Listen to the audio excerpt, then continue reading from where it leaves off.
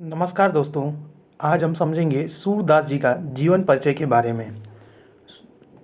जैसे कि हम लोग जानते हैं कि हिंदी में 2 खंड होते हैं। सूरदास जी का जीवन परिचय पद के अंतर्गत आता है, मतलब पद खंड के अंतर्गत आता है। और इसमें आज हम पूरी जानकारी लेंगे और इसमें टॉपिक बाय टॉपिक पढ़ेंगे, जैसे कि जीवन परिचय और दूसरा साहित्यिक परिचय, तीसरा प्रमुख कृतियाँ और चौथा भाषा शैली। अगर आप लोग मेरे साथ वीडियो के अंत तक बने रहेंगे तो मैं बहुत ही आसान तरीके से आपको सूरदास जी का जीवन परिचय याद करवा दूंगा और बाद में कैसे लिखना है ये भी बताऊंगा। यह video class 10th UP board के बच्चों के लिए है जो 2027 में एग्ज़ाम देना चाहते हैं। तो चलिए दोस्तों, स्टार्ट करते हैं। पहला टॉपिक जीवन परिचय के। तो जीवन परिचय में हम लोग पॉइंट बाय पॉइंट पढ़ेंगे, लेकिन आपको लिखना पैराग्राफ में है। पॉइंट बाय पॉइंट इसलिए मैं बता रहा हूँ ताकि आप लोगों को याद करने में आसानी हो। जैसा कि पहला पॉइंट हम लोगों ने लिखा है दोस्तों, यहाँ पर सूरदास हिंदी साहित्य के महान भक्त कवि थे। और दूसरा पॉइंट, उनका जन्म लगभग 1478 ईस्वी में माना जाता है। तीसरा पॉइंट देखिए दोस्तों, सर्वश्रेष्ठ कवि सूरदास जी का जन्म 1478 ईस्वी को आगरा से मथुरा जाने वाली सड़क के पास रूनकता नामक गांव में हुआ था। अगर आप चाहें तो दोस्तों ये दूसरा पॉइंट न लिखकर ये डायरेक्ट आप तीसरा पॉइंट लिख सकते हैं, क्योंकि इसमें जन्म स्थान भी आ चुका है दोस्तों। और यहाँ पर देख सकते हैं आप लोग, वो भगवान श्री कृष्ण के अनन्य भक्त थे। और पांचवा पॉइंट दोस्तों यहाँ पर हम लोग लिखेंगे, उन्होंने श्री कृष्ण की बाल लीलाओं, प्रेम और भक्ति का सुंदर वर्णन किया है। मतलब कि श्री कृष्ण जी के बचपन के लीलाओं के बारे में और प्रेम और भक्ति का सुंदर वर्णन किया है, उनके बारे में बताया है। वे वल्लभाचार्य के शिष्य थे।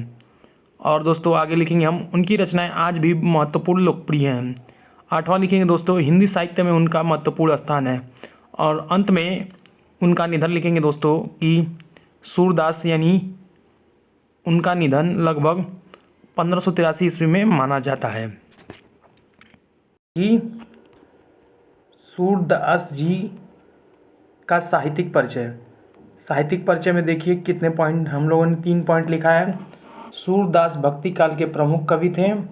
वे कृष्ण भक्ति के महान कवि थे। उनकी कविताओं में प्रेम, भक्ति और वात्सल्य का सुंदर वर्णन मिलता है।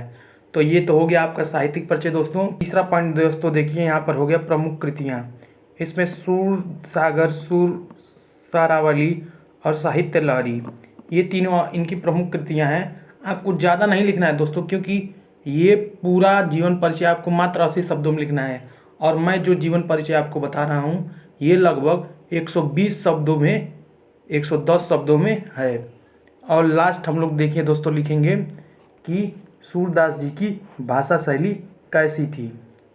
तो यहाँ पर देख सकते हैं दोस्तों आप लोग, भाषा शैली पॉइंट है, इनकी भाषा ब्रज भाषा है, इनकी भाषा सरल और मधुर है, इनकी शैली भावपूर्ण और प्रभावशाली है। और चौथा पॉइंट इसमें देख लीजिए दोस्तों, इनकी रचनाएं पढ़ने में सहज और रोचक हैं। ये पॉइंट आपको यहाँ से यहाँ तक नहीं लिखना है दोस्तों, क्योंकि ये मैंने आपको समझाने के लिए लिख रखा है कि बोर्ड की परीक्षा में आप लोग ऐसे सरल, साफ और अंक प्राप्त करने के लिए ये चीज़ें आपको उपयुक्त है। तो आशा करता हूँ दोस्तों कि आपको यह 80 शब्दों में समझ में आया होगा। और आप लोगों को इस तरह याद करना है, सिर्फ कॉपी में याद करना है, लेकिन लिखना इस तरह नहीं है दोस्तों।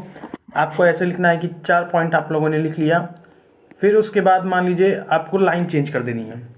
और इसमें पॉइंट डाल के नहीं लिखना है दोस्तों, पैराग्राफ में जैसे लिखते हैं आप लोग लिखना है। ये तो मैं सिर्फ आपको लोगों को समझाने के लिए बता रखा था, ताकि आप लोगों को ये चीज़ें याद करने में आसानी हो। आप लोग कॉपी में लिख कर ऐसे ही याद करें, और परीक्षा में जाते समय आप लोग पैराग्राफ में लिखें। और अगला वीडियो किस टॉपिक पर चाहिए दोस्तों कमेंट करें। और वीडियो पसंद आए तो चैनल को सब्सक्राइब जरूर करें और वीडियो को लाइक करें।